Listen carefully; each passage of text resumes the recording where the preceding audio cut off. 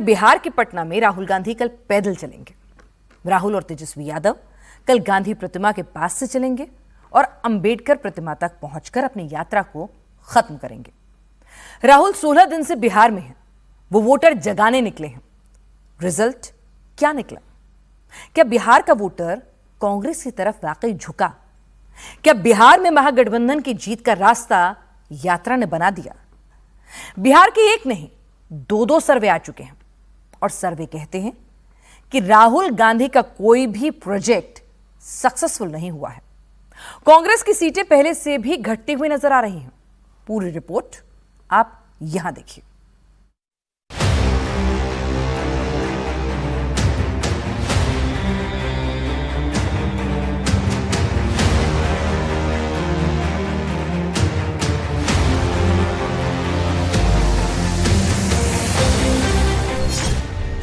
अब की बार तेजस्वी सरकार या 10वीं बार नीतीश कुमार?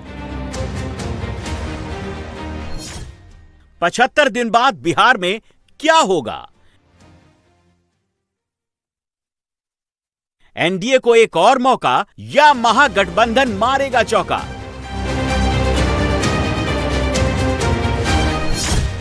नरेंद्र मोदी क्या बिहार में पहली बार शतक लगाएंगे?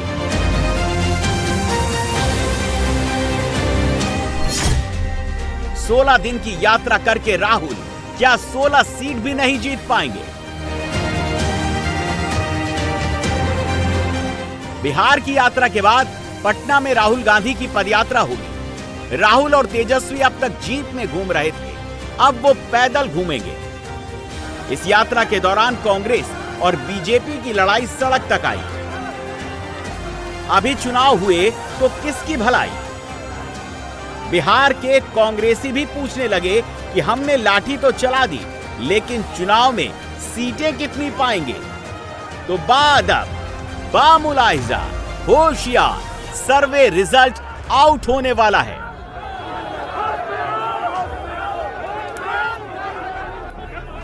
बिहार का चुनावी दंगल जैसे जैसे क्लाइमैक्स की तरफ पहुंच रहा है, वैसे वैसे बिहार के बादल छटने लगे हैं। बिहार चुनाव से पहले दो नए सर्वे आए हैं। मोटे तौर पर बताएं तो बिहार में एनडीए को बढ़त है, लेकिन नीतीश कुमार की पोजीशन कमजोर है। जेवीसी प्री पोल सर्वे के मुताबिक बिहार में अगर अभी चुनाव हुए, एनडीए को बिहार विधानसभा की 136 सीटें और महागठबंधन को 75 सीटें मिल सकती हैं। अन्य दलों को 6 सीटें मिल सकती हैं। 26 सीटों पर जबरदस्त फाइट है। ये सीटें इधर उधर किधर भी जा सकती हैं। कांटे की लड़ाई वाली 26 सीटों को छोड़ दें तो भी इस सर्वे के मुताबिक बिहार में फिर से एनडीए की सरकार बनती दिख रही है। यानी नरेंद्र मोदी बिहार में फिर से पास हो रहे हैं, राहुल गांधी बिहार में फिर से फेल हो रहे हैं। इस सर्वे को देखकर अगर पटना के एक अड़े मार्ग बंगले में नीतीश कुमार खुश हो रहे हों तो उनके लिए आगे बहुत बड़ा झटका है, क्योंकि जेडीयू की सीटें 43 से घटने वाली हैं। बिहार विधानसभा की जो 136 सीटें एनडीए जीत सकता है, इनमें से 81 सीटें अकेली बीजेपी की हो सकती हैं। 64 सीटों पर बीजेपी की जीत कंफर्म दिख रही है। 17 सीटों पर बीजेपी के पास बढ़त है। जेडीयू बिहार की 31 सीटें जीत सकती है। 29 सीटों पर जेडीयू की कंफर्म जीत दिख रही है। 2 सीटों पर जेडीयू को बढ़त दिख रही है। चिराग पासवान की एलजेपीआर, जीतन राम मांझी की एचएएम पार्टी और उपेंद्र कुशवाहा की आरएलएम बिहार की 30 सीटें जीत सकती है। 2020 के बिहार चुनाव में बीजेपी ने 74 सीटें जीती थी और जेडीयू ने बिहार विधानसभा की 43 सीटों पर जीत दर्ज की थी। अगर सर्वे का रिजल्ट सही हो गया तो बीजेपी को 7 सीटों का शुद्ध मुनाफा हो रहा है और नीतीश कुमार को 12 सीटों का शुद्ध घाटा दिख रहा है। नरेंद्र मोदी ने इस साल में बिहार में जितनी रैलियां की, उनमें मोदी ने नीतीश कुमार को अपने बगल में बिठाया। मोदी ने नीतीश को अपना लाडला मुख्यमंत्री कहा। एनडीए यानी नेशनल डेमोक्रेटिक अलायंस बिहार का ये चुनाव नीतीश कुमार को ही फेस बनाकर लड़ रहा है, लेकिन नीतीश कुमार और कमजोर हुए तो बिहार में अगली बार सरकार का दूसरा समीकरण भी दिख सकता है। बिहार को पहली बार बीजेपी का मुख्यमंत्री भी मिल सकता है। इधर महागठबंधन के खेमे में तेजस्वी यादव खुद को ही मुख्यमंत्री की कुर्सी पर अपना दावा ठोक रहे हैं। राहुल गांधी और अखिलेश यादव की मौजूदगी में तेजस्वी ने बिहार के मुख्यमंत्री पद पर दावा ठोक दिया। नकलची सरकार है कि नहीं? नकल कर रही है कि नहीं? मेरा कर रही है ना? तेजस्वी आगे आगे है ना, और ये सरकार पीछे पीछे है ना? तो बताओ, ओरिजिनल सीएम चाहिए कि डुप्लीकेट सीएम चाहिए? सुनाई नहीं दे रहा। ओरिजिनल, फिर से बोलो, फिर से बोलो, फिर से बोलो। एक समय था लालू यादव के विरोध के चलते मुलायम सिंह यादव देश के प्रधानमंत्री नहीं बन पाए थे, लेकिन अखिलेश यादव और तेजस्वी यादव इन दिनों पूरा भाईचारा निभा रहे हैं। अखिलेश यादव सोशल मीडिया पर लिखते हैं, लोकतंत्र के सिपाही साथ आए तीन भाई यानी तेजस्वी यादव, अखिलेश यादव, राहुल गांधी। ये बिहार के आरा की तस्वीरें हैं, जहां अखिलेश यादव ने राहुल और तेजस्वी की यात्रा में शिरकत की थी और मंच भी साझा किया था। तेजस्वी ने सीएम पद पर दावा ठोका तो अखिलेश यादव ने उनका सपोर्ट किया। इसमें क्यों सोचना, और सोचना इसलिए नहीं क्योंकि तेजस्वी जी ने काम करके दिखाया यहाँ पर, और जब वो थे यहाँ सरकार में, जो फैसले लिए, जो काम रिकॉर्ड बना करके नौकरी देने का काम किया, उनसे बेहतर चेहरा क्या होगा। और मैं भरोसा दिलाता हूँ तेजस्वी जी को, अभी हमारे यहाँ चुनाव नहीं है ना, हम सरकार में हैं, लेकिन पूरे अनुभव के साथ इनकी मदद करने का काम हम लोग करेंगे। अखिलेश यादव तेजस्वी के सपोर्ट में एकदम आगे चले गए हैं। वो तेजस्वी को अपना एक्सपीरियंस भी देने को तैयार हैं। ये वही अखिलेश हैं जिन्होंने बिहार जाकर नीतीश कुमार का नाम लिए बिना उनको बीजेपी से सावधान किया था और बीजेपी को इस्तेमाली पार्टी करार दे दिया था। अब की बार बिहार से बाहर बीजेपी जाने वाली है। ये बीजेपी जिस तरह काम करती है, ये इस्तेमाल पार्टी है, ये लोगों का इस्तेमाल करती है, और लोग धीरे धीरे भारतीय जनता पार्टी को इस्तेमाली पार्टी बोल रहे हैं। ये इस्तेमाल करेगी और उसके बाद उन्हें बर्बाद कर देगी। यह केवल इस्तेमाल करती है पार्टी, बल्कि उन्हें बर्बाद भी करने का काम कर रही है। अखिलेश को केंद्रीय मंत्री गिरिराज सिंह ने जवाब दिया, पता नहीं कब उनको इस्तेमाल किया, वो जानते होंगे यूज एंड थ्रो। इस्तेमाल शब्द बड़ा खतरनाक होता है, वो किसको इस्तेमाल किए किसको छोड़े। भारतीय जनता पार्टी राष्ट्र हित में काम करता है और राष्ट्र के लिए कुर्बानी देता है। तेजस्वी यादव को सीएम कैंडिडेट घोषित करने के सवाल पर राहुल गांधी क्यों खामोश हो जाते हैं, ये आपको आगे बताते हैं। उससे पहले बिहार चुनाव पर आए दूसरे सर्वे का रुझान देख लेते हैं। बिहार में एक और सर्वे सी वोटर ने किया। सी वोटर का ये सर्वे लोकसभा सीटों के लिहाज से बिहार में अगर आज वोटिंग हो जाए तो क्या होगा। सी वोटर के सर्वे से जो रुझान मिले हैं उसके मुताबिक अगर आज चुनाव हो जाएं तो बिहार में एनडीए को 30 से 32 सीटें और इंडी अलायंस को 8 से 10 सीटें मिल सकती हैं। इस दूसरे सर्वे में भी बिहार में वही डायरेक्शन मिल रहा है जो पहले सर्वे से मिला, यानी बिहार में एनडीए का अपर हैंड है। महागठबंधन के जीतने के चांस कम है और जन सुराज अभी बिहार में कोई बड़ी पार्टी नहीं बन पाएगी। अब बिहार के अलग अलग इलाकों में एनडीए और महागठबंधन की कंपैरेटिव स्ट्रेंथ देख लेते हैं।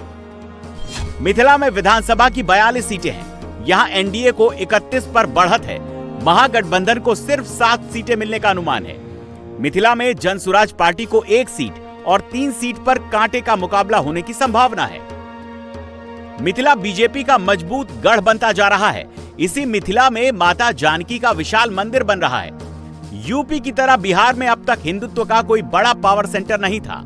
मिथिला में माता जानकी का मंदिर बनेगा तो अयोध्या की तरह वो भी हिंदू वोट का मैग्नेट बनेगा। मिथिला को मोदी ने विशेष पैकेज देकर वहां के ईबीसी और ओबीसी वोटर को भी लुभाया है। यानी हिंदुत्व और विकास से मिथिला का ब्राह्मण और सवर्ण खुश, जातीय समीकरण से मिथिला का ईबीसी और ओबीसी खुश। बिहार के तिरहुत रीजन में 49 सीटें हैं। मिथिला की तरह तिरहुत भी बीजेपी का गढ़ है। जेवीसी सर्वे के अनुसार यहां की 35 सीटों पर एनडीए को बढ़त है। 11 सीटें महागठबंधन को जा सकती हैं। 3 सीटों पर कांटे की लड़ाई है। 23 सीटों वाले अंग प्रदेश में एनडीए को 15 सीटों पर बढ़त है और महागठबंधन को 3 सीटों पर जीत मिल सकती है। अंग की 5 सीटों पर कांटे की लड़ाई है। बचा मगध, भोजपुर और सीमांचल। 25 में सबसे तगड़ी लड़ाई यही होने वाली है।